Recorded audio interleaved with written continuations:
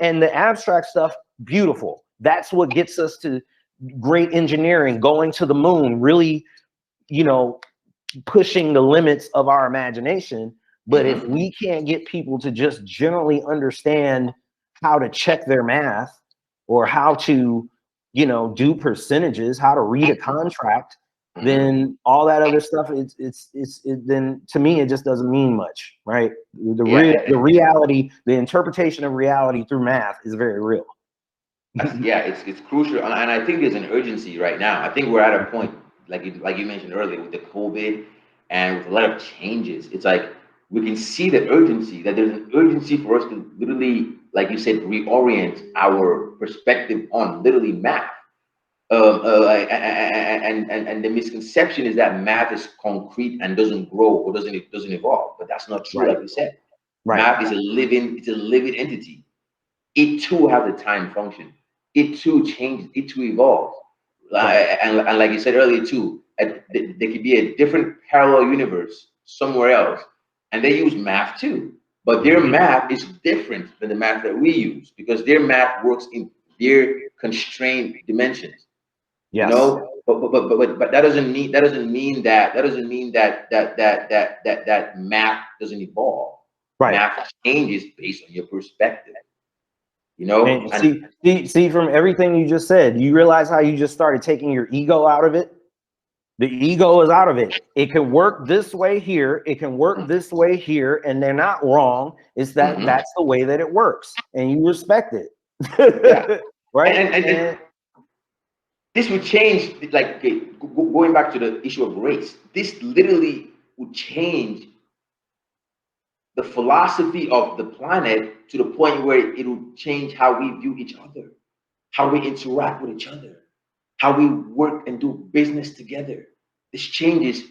The implications of it are, it's like, I don't understand how it took us this long to get to this point. That's what I don't get. That's what I have a difficulty wrapping my head around. Let me tell you something. First of all, that's what I'm definitely aiming for.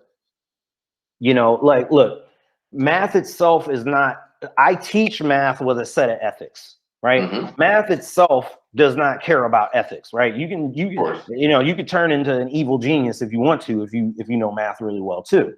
But if you teach math with compassion, if you give people the at least the option to look at the universe as being more forgiving, yeah, like things happen, problems happen, right? But we have tools that, I say math is an invention that we have invented to help ourselves navigate through these things. The problems may change, some things may not. Precedent, right? In law, you say what worked before, what may work now. Now, math allows us to sometimes play with those rules and go to another level with it. You know, but yeah, the transparency, that all of that stuff, that's what it's here for. There was something else that you said earlier that I was just gonna refer to. You were talking about doing business together, us, you know, doing stuff together. It'll probably come back to me. But our infrastructure is based on mathematics. And actually, I'm going to go back to a point that you made in our last conversation when you talked about WuTang. Yes. Explore that. That's funny. So I tell people one of my mantras that I live by, thanks to Ghostface Killer, is on the song Glaciers of Ice with Raekwon. My seeds marry his seeds, marry his seeds. That's how we keep WuTang money all up in the family. And yeah, right. And even though that's supposed to be like a very mafia reference in a large sense, but when you really think about it, if the fruits of my labor, you know what I'm saying, connect with the fruits of your labor, well, now we got more fruits. Exactly. Right? Exactly. Now so we have. Yeah, look at that. I love it. The WuTang formula. You keep it in the sphere. Make that a shirt, man. I need that. I need that on a hoodie. And look, and I'm just gonna add another thing. So as it gets more complex, that's why it gets more complex inside of the circle of the sphere. So imagine just like more curves, more perturbations within. Imagine these should just be waves. Each of those, Yes. so the more waves you have inside, the more complex it gets. But the rules are the same.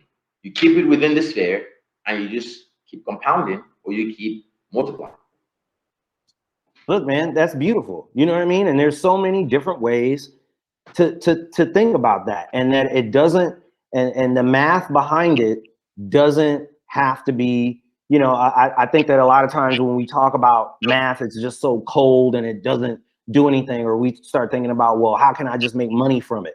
You know, but if we do teach math, and I think this is what what I meant to say, when you do teach math with that compassion, it becomes more fun.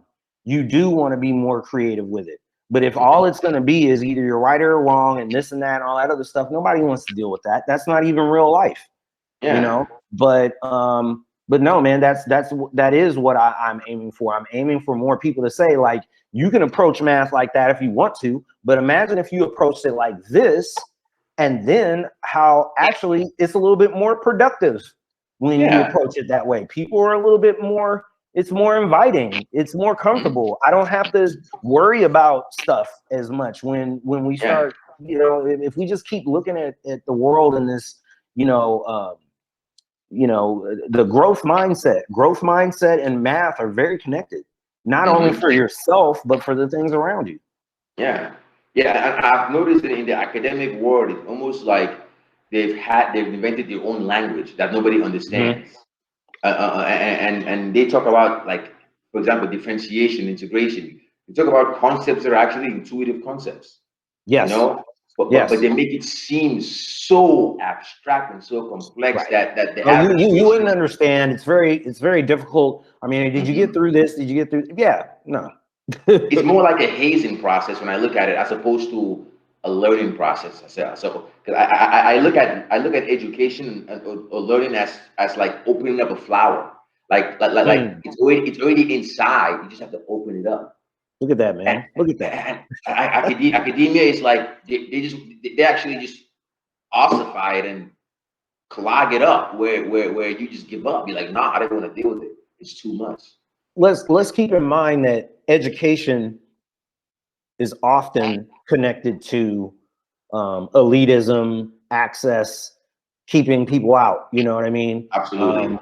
In a lot of places, getting an education is extremely important for upward mobility. And so if you keep people out of that conversation, or you can't be there, and, you know, some people might say, oh, well, you know, they probably weren't cool in high school and all that other stuff. So now when they get into that superiority, they want to do that. Right. But, you know, no, there's no point in restricting ourselves to that. Yes, it gets very cold. Let me ask you this. As you said, when did you always think about math in this way, or have you been like, is this kind of reaffirming that you've been thinking this, but you didn't have very many other people to discuss it with? Yes, that's such a good question. That's a good question. Yeah. So when I look back at my childhood, I definitely had a natural draw to, I wouldn't say like mathematics, but to geometry. Okay. To shapes and colors and music, which anyway are all mathematical.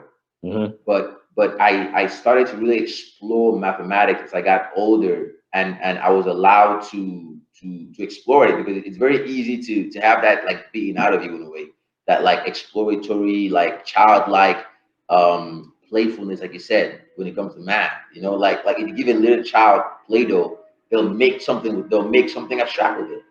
Yeah. You know, so I look at math like that, like it's something that allowed me to look at different things from a different lens.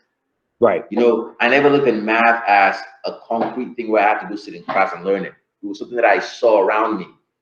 You know, like I made my own toys, so I had to learn ratios, I had to learn balance, I had to learn growth, I had to learn these concepts before I even knew how to do algebra.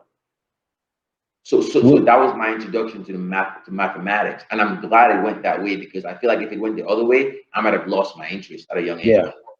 Did you ever get in any arguments with any teachers about math? Any teachers, professors, or anything? Or did you ever, or not maybe an argument, but just like, let's say a difference of interpretation, or remembering a teacher saying something and you were like, something seemed off about it. Did that ever happen? So I'm the kid that always goes, why?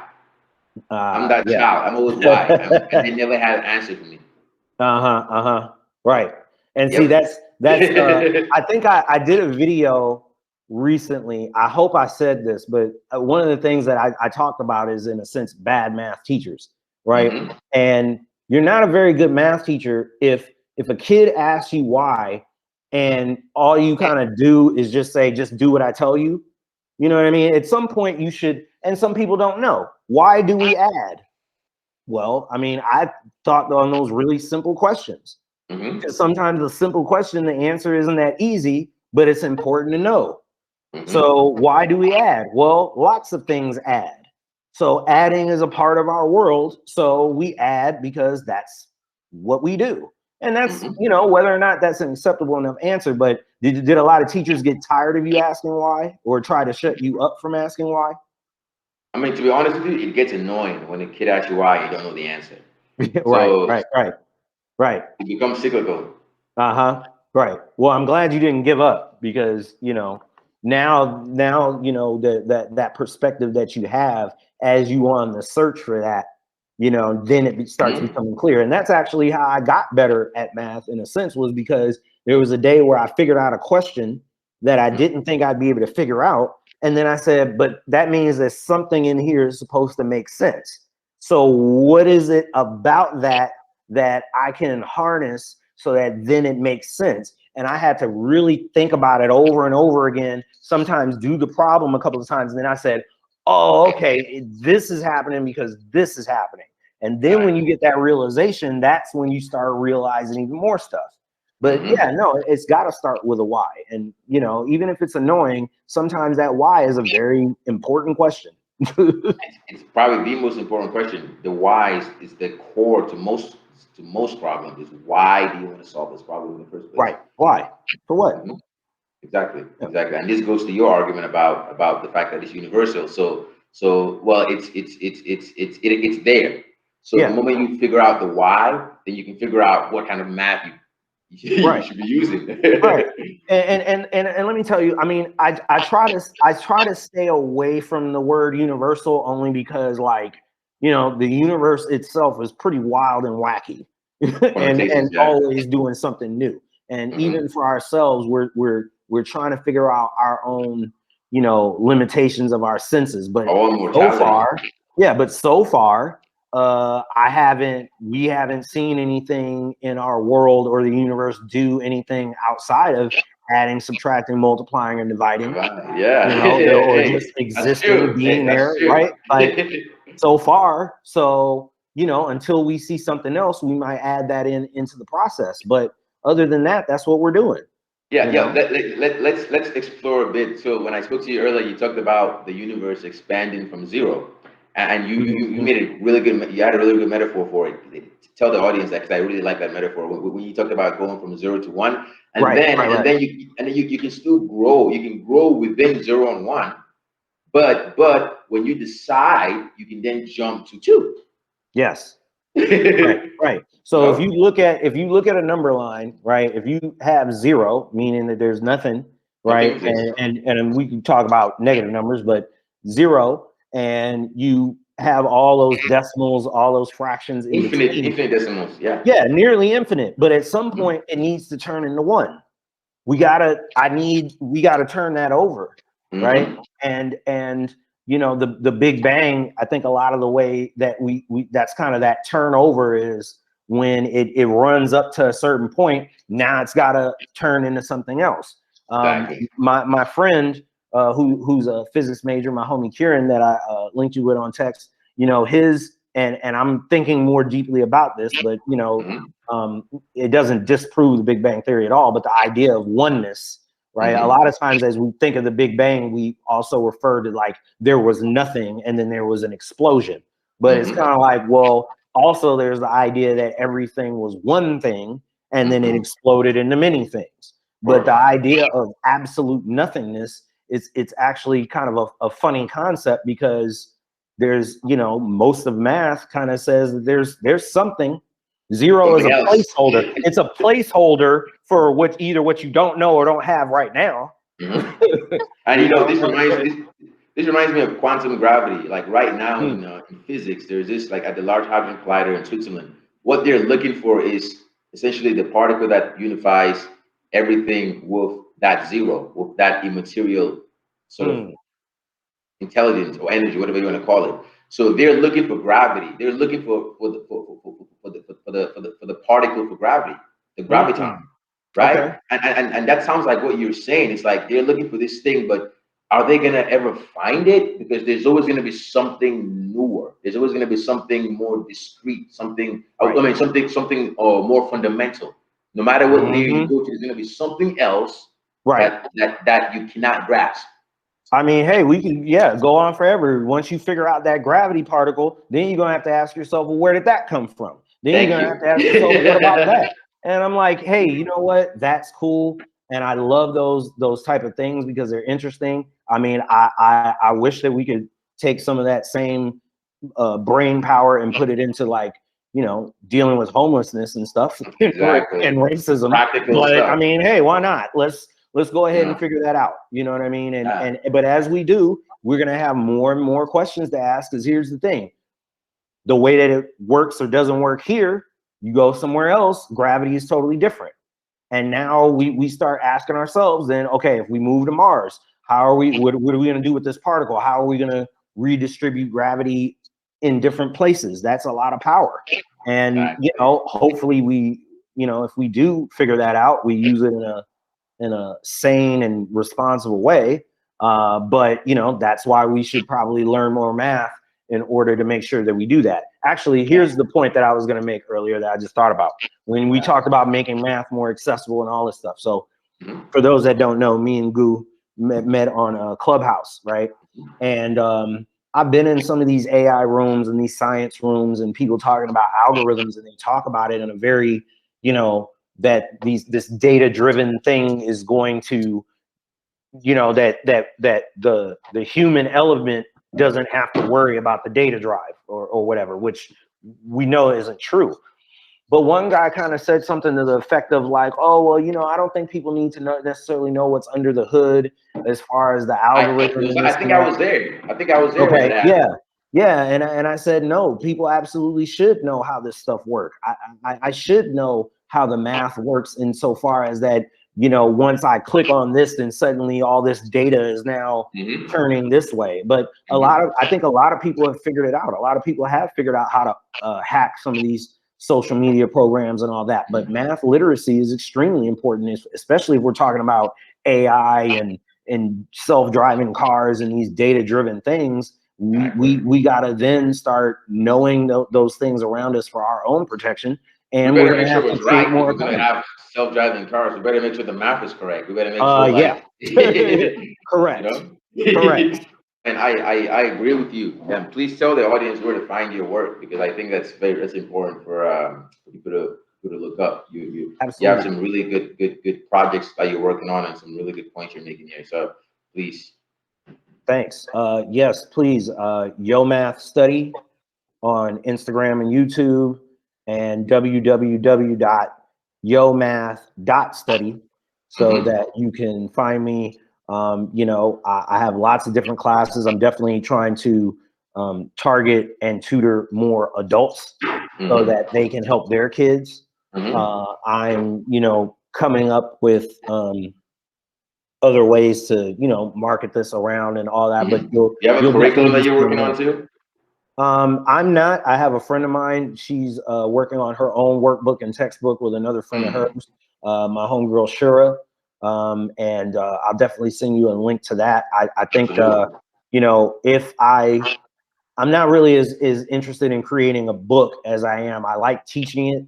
I like, you know, training people up. Yeah. And most of the thing, you know, most of the work that I'm doing really is getting people to understand their anxiety points.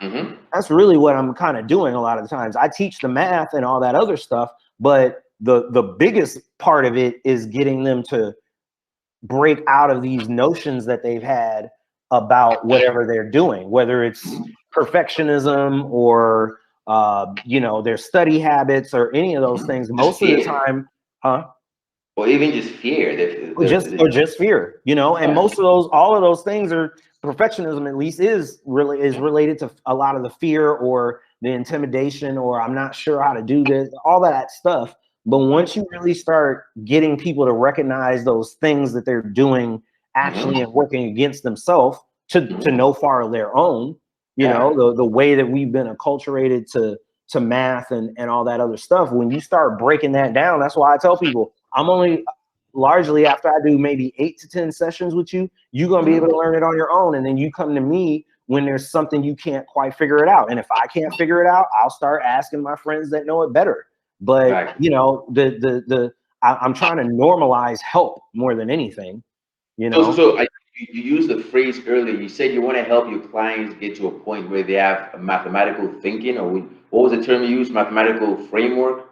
Mathematical framework, or their mathematical thinking, but just enough that it's developed to where they can learn math on their own, you know, and you know, or learn it enough to where they know when they're not crazy because they're like, this person didn't explain that very well, or I'm not really sure what this means. I need to take a little bit more time to look it up and be comfortable in that discomfort to figure it out. You know what I mean? But you know, at a certain point, once I get through with a person, you know, especially kids, once I break through certain things and understanding, they go on their own. And then I tell them, okay, you teach somebody else, you know, so we can get this cracking. My seeds marry his seeds. I told you. Yeah, man, I'm so excited. I don't think you understand. I'm so excited for your projects and everything that you're doing. And it relates to one thing I'm working on called intelligence for the African child. And in this book, it's coming out very soon. But this book I'm focused on, and I really broke it down kind of like you did, but I broke it down to stability and growth. Okay. Right. And mathematically, like you said, you're always amplifying, or you are kind of condensing. And that's kind of how I look at mathematics or all systems, intelligent systems. You're always doing two things. You're always stabilizing, or you're growing.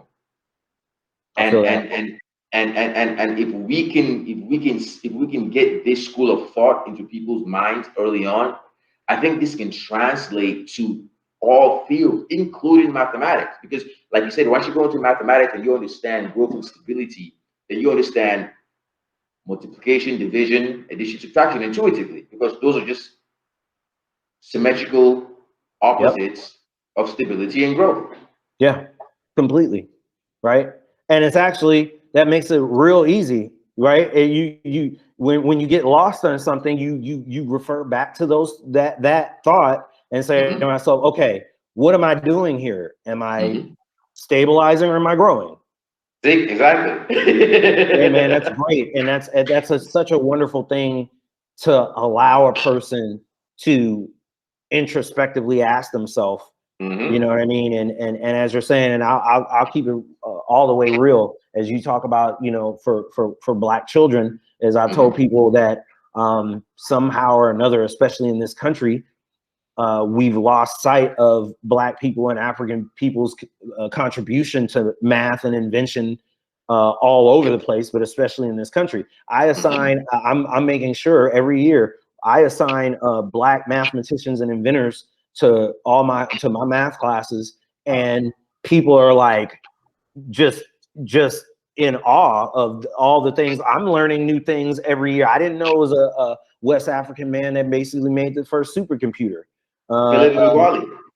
See, yeah. Nobody knows that. Nobody knows that. It blows my mind. Yeah. The security cameras, Benjamin Banneker. We're talking about not just ancient civilizations and different frames of thought, but we're talking about people who contemporary times, like recent. 70s, 60s, you know.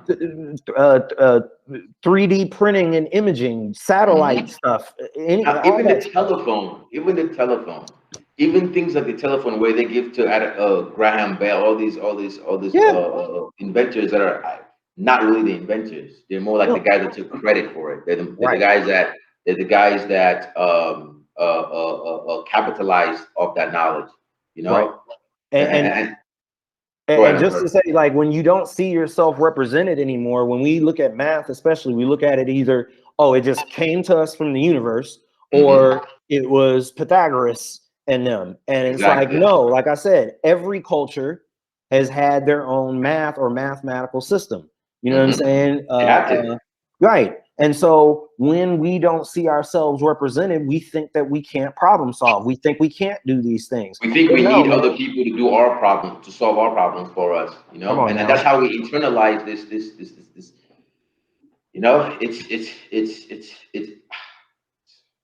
it's amazing, right? When you put it like that, it just seems so common sense, so simple. So it's tough for me to like understand why we're in this predicament that we are in today, you know. I think it goes back to, even as you said, in the academia, when you restrict people from learning how to read or write, if you don't allow people access to the knowledge, and then you tell them I'm the one that has it, or whatever, then you have to pay for it. You have to pay for it. You got to pay for it. Right. Hidden Figures, a wonderful movie. Actually, it really struck me deep when I said to my friend, these people were computers. They were literally called computers. Yep. And as I'm sitting in front of this thing right now, I'm thinking about, as I started thinking about all of that stuff as it applied to Black people, it just blew my mind open. So the more that I learn this stuff, the more that I say, no, like it sometimes it is that simple. And sometimes it is really kind of like, yeah, how did we end up here? And we shouldn't be here. It's a disservice all the way around. It's not sustainable. It's absolutely not sustainable. And the thing about the current model, like you said, is because it's not sustainable, fundamentally, it's designed to collapse. It's designed to implode, like they call the black holes, the supernovas, whatever. It's designed to self-destruct. So let me ask you this: between the stability and growth, you don't have destruction in there, do you? Are you stabilizing, growing, or I don't know if there's even an imploding in math? But that, I think that's the fundamental point, is that destruction doesn't. It's kind of like this. It's an analogy: death, right? Mathematically, we can look at death as just sort of the other side of the mirror, like you said. I feel that, right. And then when you think about it that way, it continues growing, right? It's not. It's growing. It's not discrete. It's not discrete. Right. But no, a lot of the way that we look at math, a lot of the way that we look at knowledge, a lot of the way that we look at our own self-growth is always a lot of lack of growth mindset, and that isn't the way that it works. It doesn't have to work that way. We choose our reality to be that way, or we can choose a different way, you know. And this is going to be my final statement, right? And so this goes to like the idea of zeros and ones, how we say 0 times 1 is equal to 0. And I ask all mathematicians, what if 0 times 1 was equal to 1? What implications would that have on society? You definitely need to talk to my friend Kieran about this, because he's much more well versed in it, and I'm wrapping my head around it more. But let's think about it like this: if I don't have anything and then I have something, then why would I have nothing again? Thank you. It doesn't make sense. It really is something. Like, okay, like the multiplying 0 and 1. Even when I tell people that multiplying is a funny word, all of our words and the things that we're trying to describe, right? But no, like that. Those are always great questions. That's the reason why people say, well, can you divide 0 by 0? Well, you can't divide 1 by 0. All those things, and that's why there's those little minute points, right? But no, if you start thinking about always returning to 1, or actually bending those rules, because at what point are you going to multiply 0 with 1? Why would I do that? Why would I literally cannot multiply something with nothing. So exactly. no, now I'm starting to see where my friend was coming from. I'm gonna text him after this. Like, that one that your friend said, that how everything in the universe, in our universe at least, can be in a way broken down to one. Yeah. That's profound.